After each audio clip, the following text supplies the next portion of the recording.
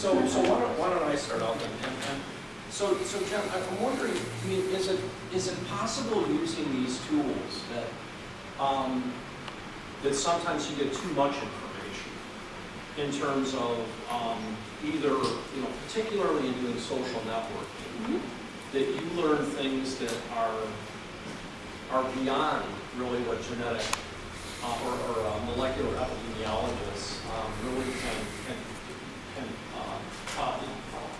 I guess the real question is really just, the outcomes of this type of analysis. I mean, how well integrated can they be back into the community at large? I think that's something that we're just starting to deal with, because this is a fairly new approach, and social network analysis in particular in TB investigations is something that we know is really useful to do, but it's kind of hard to roll out. It has to be designed uniquely for each community. And we have yet to really standardize a set of formal protocols around it. At the moment, we're getting stuff. These are being done kind of retrospectively. We haven't yet been able to move this into real-time studies of outbreaks. So from each experiment or each study we do like this, we kind of pick out one or two nuggets, and I think Marcus will probably speak to some of these. But we pick one or two nuggets out that can inform us in our next outbreak investigation when we go back into the community. So with this particular outbreak, the thing that we really took away from this one was that if you do a social network analysis and identify, we had these super spreaders that were these three people that seemed to give rise to a bunch of infection, particularly that one source case that was really closely connected to a lot of individuals. If you can spot those people ahead of time, so if you've got a TB outbreak going on, you can start interviewing your cases that come in and say, don't just tell me about the people that you hang out with, but tell me about the larger social network in your town.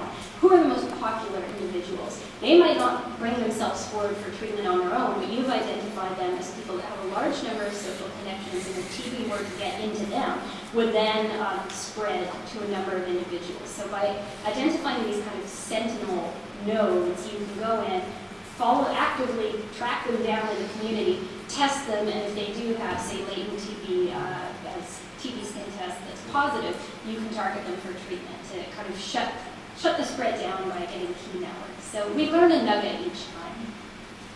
I'm just wondering, given the cost of the more systematic approach that you're talking about and the time it takes, in a fairly close community like the one you've been studying, would the money cover just testing everybody and not trying to figure it out at all, but just find all the cases fast and deal with it as a current event rather than as a historic event? Absolutely, yeah. And so that's why, moving forward, we're not sure how often we're going to deploy whole genome sequencing. For the, in our immediate future, we're only going to be using it kind of retrospectively. We'll be doing our traditional epi and traditional like Miru, the NTR genotyping, but then kind of doing the genome sequencing after the fact.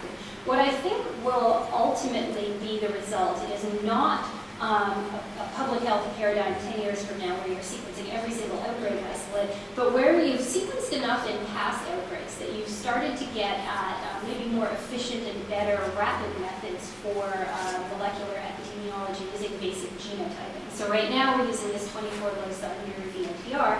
As we collect, there was 36 genomes from this outbreak. We're about to do another 30 from another outbreak that's going on in BC. Other people are doing similar things with European outbreaks. We're going to have, in 5 years, probably 2,000 complete tuberculosis genomes. And from there, we'll be able to pick out even more informative regions that are amenable to basically instant PCR and small sequencing-based molecular typing. So I think it's really just going to be kind of a tool for refining more basic molecular epi and then coming up with a cool nugget every so often, too.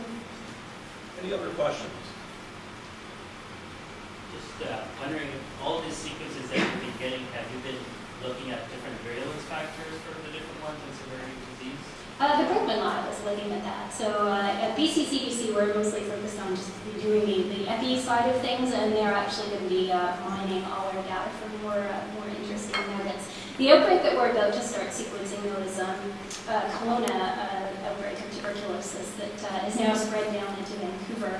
And that one's really interesting because about a third of the patients have developed resistance to one of the first-line TB antibiotics. And we've done some targeted testing of mutations that we know cause that form of resistance, and we don't see any of the canonical mutations. So it's some new change in the bug that's responsible for this resistance mutation or the resistance phenotype. And so we'll be finding that out as part of our analysis. But the larger, more kind of biological pathogenesis questions are handled by the industry. Jennifer, thank you very much.